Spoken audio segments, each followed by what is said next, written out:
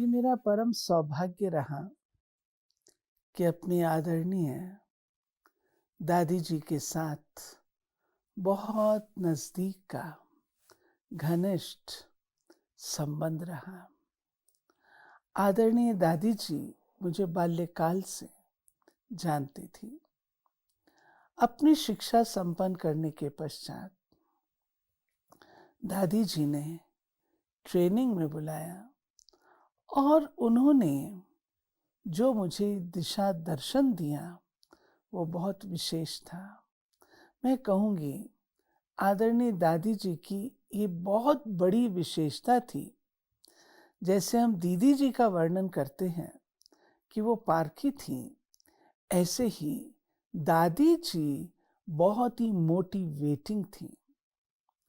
अगर किसी आत्मा के अंदर थोड़ा सा कोई विशेष कार्य करने का मादा होता था तो दादी उसे बहुत एनकरेज करती थी, मोटिवेट करती थी। एक बार मैं बेंगलुरु में थी किसी सेवा केंद्र पर और मेरा मन वहाँ बहुत नहीं लग रहा था। दादी जी ने बहुत सुंदर एक पत्र लिखा जिसमें उन्होंने कहा कि आशा, प्रजा तो सब कोई बना लेते हैं, लेकिन राजा बनाना कोई कोई का काम होता है। यानी दादी जी ये चाहते थे कि ऐसी कोई सेवा, ऐसी मैं वहाँ पर कोई प्रकार की सेवा करूं जिससे कि वहाँ की आत्माएं इस योग्य बन सके। जब वो पत्र मैंने पढ़ा बहुत अधिक मोटिवेशन मिला और ये मैंने पाया अपने सारे जीवन काल में दादी जी ने समय प्रति समय बहुत मोटिवेट किया। क्वालिटी को कैसे इम्प्रूव करना है और क्वालिटी को कैसे मेंटेन करना है, क्वालिटी को कैसे यूज करना है, ये सारी चीजें हमने आदरणीय दादी जी से सीखी। दादी जी स्वयं बहुत ही ऊंच क्वालिटी की टीचर थी, बहुत ही ऊंच क्वालिटी की फ्रेंड थी, बहुत ही ऊंच क्वालिटी की बाबा की सेवाधारी वारिस बच्ची थी, जो उनके जीवन से झलकता था। और जो दादी जी थे उनके सानिध्य में जो कोई आता था वो इन चीज़ों को अपने में भी ग्रहण कर लेता था। दादी जी को जब मैंने पहली बार देखा तो मैंने उन्हें एक बहुत आदर्श शिक्षिका के रूप से देखा। दादी का मुरली सुनाना मुरली को आत्मसात करती थी। मुरली हमें पढ़ाई नहीं लगती थी, मुरली लगती थी जैसे दादी खेल रही हैं और हमें खिला रही हैं। मुरली कब शुरू होके कब अंत हो जाती थी पता ही नहीं लगता था, इतना एंजॉय करते थे। कारण दादी जी का स्वयं पढ़ाई पर, मुरली पर फुल अटेंशन था। कोई ऐसा दिन दादी के जीवन में नहीं था जब उन्होंने मुरली मिस की हो, और ये चीज उनके अंतिम दम तक थी। दादी कहते थे कोई मुझे क्लास में जाने से रोक नहीं सकता। इतना प्यार आदरणीय दादी को क्लास के लिए था। दादी दूरदर्शी थी।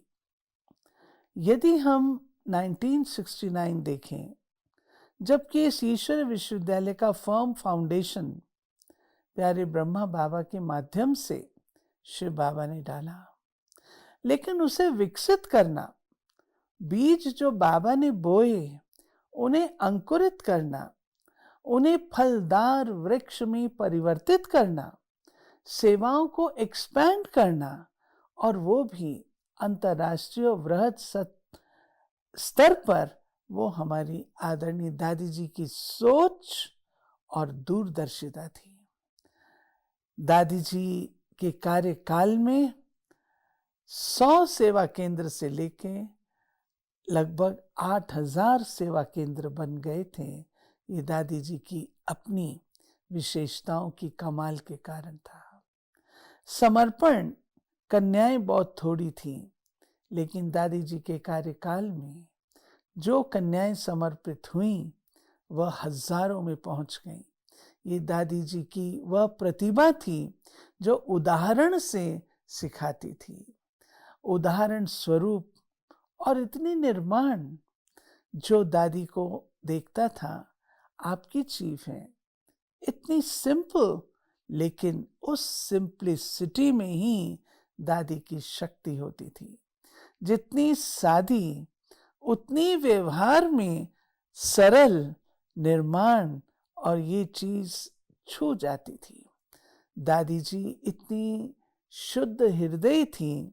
दादी के सामने कोई आके कुछ भी बोल करके अगर कभी गया, वैसे तो कोई बोल ही नहीं सकता था, लेकिन अगर भूले चूके किसी ने कुछ कह दिया, दादी जी मुस्कुराती रहती थी, कहती थी बाबा के कमरे में जाओ।